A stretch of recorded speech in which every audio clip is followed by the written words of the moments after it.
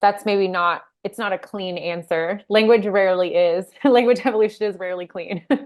It is a sliding scale. It evolves, changes, all of that good stuff. And I think what's particularly stunning is not only is there a separation from BIPOC, which, in some variations specifically names Black, but there's also this disavowing of just POC altogether, because of like the being lumped in that you described at the beginning. Can you just break down how the use of language, particularly these terms, impacts how communities are formed in like relationships? Yeah, that's such a great question because it really does, in a lot of ways, sit at the middle of that sort of operation of community forming, solidarity building, mutual aid and like support. Yeah. Because I mean, we can look at a term like women, which is also it's also controversial in its way, right?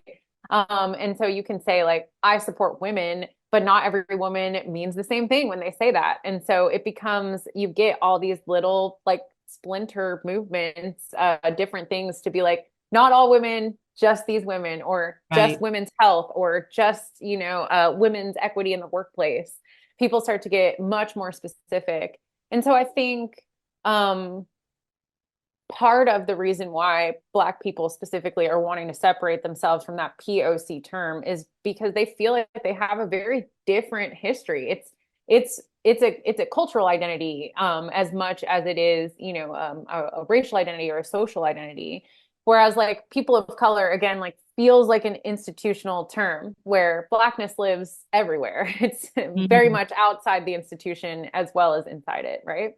And Yeah. so I think, yeah, I clinging on to the language that feels like ourselves, that's maybe one of our like more human operations Mhm. because we have seen it happen for tens of thousands of years since we started communicating with each other.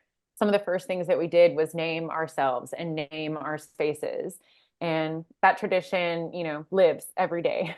That's right. That's right. My grandmother used to call me Patsy Watsy, and it's one of my favorite memories of her. She was the only one who called me that. Maybe also her sister-in-law, but just such That's sweet. rich memories come to mind when I just think of that phrase. And I guess my question is, we hear about the community building side of these terms and how they originally emerged for the solidarity purpose, and then we look to present day and see things have really changed in that lane. And I was talking to some voters this week. One was a Trump supporter, and she was Middle Eastern. And she said that her best friend, who happens to be Black, ended their friendship of 12 years because she voted for Trump. And she was really hurt by that. And I think, the cutting off or the separation from the language is now extending to the people in those groups.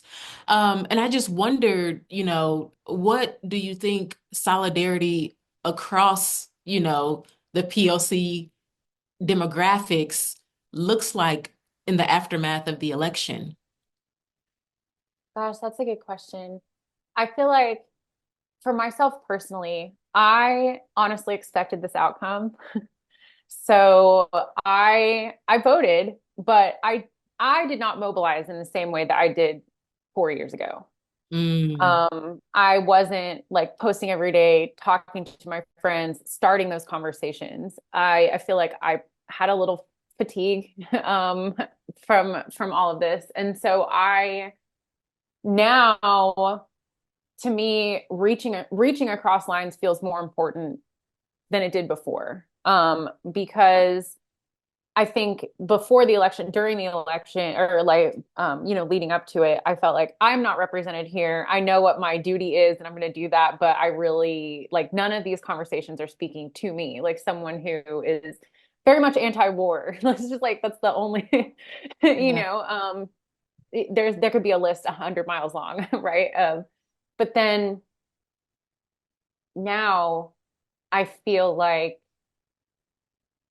a lot of people are under threat. And so a lot of groups are under threat. And to me, creating resources where anyone can meet their basic needs is really important. And so I think I would like to hope that that's where things emerge, where these like solidarity building, unifying like actions and initiatives emerge is around things like clean water, um, equitable access to like housing and healthcare. Those things feel like they transcend identity categories, even though we certainly know that Black people and people of color, these groups that we're discussing are at risk. But that's what I would like to see is let's maybe not talk about who this is for. These kind of things should be for everyone. Let's figure out a way to get everybody access to X. Right. That's at least like the kind of things I feel like I'll be looking forward to put my time and energy into in the future. So Mhm. And I I know hope I'm we not discussed, alone. that was a great answer. And I know we discussed a lot about, these specific demographic terms, but language also played a huge role in the campaign, in the election, and now in the aftermath of the election with the rhetoric of both candidates, Kamala Harris and Donald Trump. And since he's the one who won, I'll ask you about him as far as, what language or rhetoric do you expect to see from him? Of course, we've heard him call countries shit holes and all these other things. And I guess I'm wondering if you could just preview so we can brace ourselves for what may be next. Yeah, that's linguists have there's been like a lot of hay made out of Donald Trump's language use in our professional community, especially when he first came on the scene and a lot of people were still dismissing him as a joke. Right. There are several papers about Donald Trump's language use that are just like, look at this buffoon, right? But we know that there is some sort of thread of truth and intentionality in the like word salad he produces anytime he steps up to a microphone. So I think um I expect that like asking me today, I expect there to be a little more organization and intentionality in what comes out of the early days of his campaign. I hope that he doesn't burn the Constitution on day one.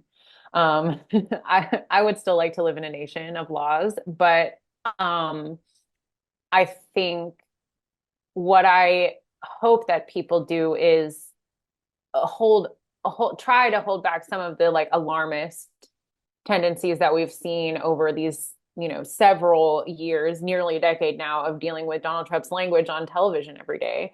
It's just people are like, can you believe he said this? This is insane, blah, blah, blah, blah. And it's like, okay, can we move to step two now?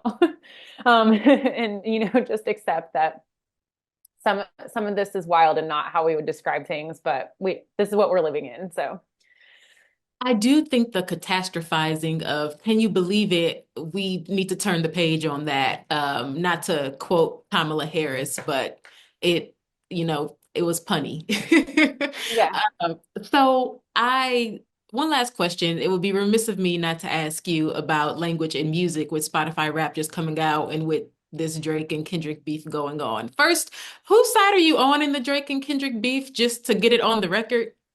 Kendrick. Okay, all right, me too. The wordsmithing is unmatched. I agree. So what do you look for in music, language wise, for it to be a song that you like? You know, Thinking about music in general, I haven't looked at my rap yet, but I know that Glorilla is going to be at my top this Yeah, year. Glow. Yeah, I am from Tennessee. Okay. That's where I grew up, and hearing her like the first time, I had my headphones in, I was like working out. I had never seen her. I didn't know what she looked like, but I knew she was from Tennessee. Right. She sounds so Memphis. She sounds like home to me. And that I love that. So Yeah. it's not, so in a lot of ways, lyricism is wonderful. When I first went to college, I went for vocal performance. I was like a show tunes kid. And so I've always really loved meaning making through voice.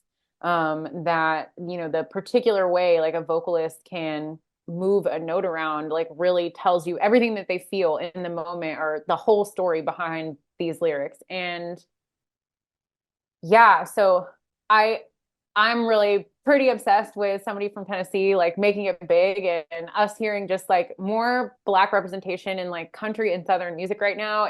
I'm living for it. It's something that I've wanted for my whole life. Kelly Wright, thank you. Kelly Wright, everyone. Brandy Richardson, everyone.